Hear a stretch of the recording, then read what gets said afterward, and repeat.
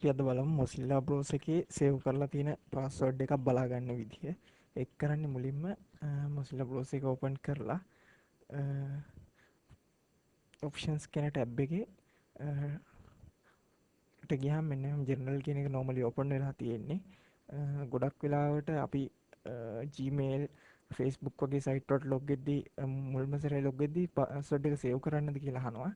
එහෙම සේව් කරලා තිබ්බොත් එහෙම අපිට ඕන වෙලාවක පාස්වර්ඩ් එක බලා ගන්න ඒ කියන්නේ පාස්වර්ඩ් එක ඉබේම වැටෙනවා සයිට් Facebook name එක ක්ලික් කරපු ගමන් ඒ Facebook name එක ඒ කියන්නේ පාස්වර්ඩ් එක අමතකයි නම් අපිට මෙතනින් බලා ගන්න පුළුවන් මෙන්න මේ security කියන ටැබ් එකකින් මෙතන තියෙනවා remember password for the sites කියලා එතන exceptions එතන බලලා තියෙනවා saved password කියලා.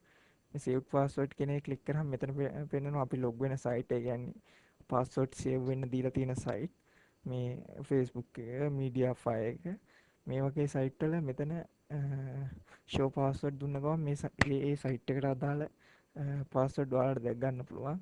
මේක ඔයාලගේ password අමතක වුණොත් භාවිතා කරන්න පුළුවන්. මොකද site එකේ name එක දුන්නත් එතන තිත් විදිහටනේ අපිට පෙන්වන්න කරන්නේ. ඕන වෙලාවක මේ ක්‍රමයෙන් ඔයාලගේ password එක බලා ගන්න පුළුවන්.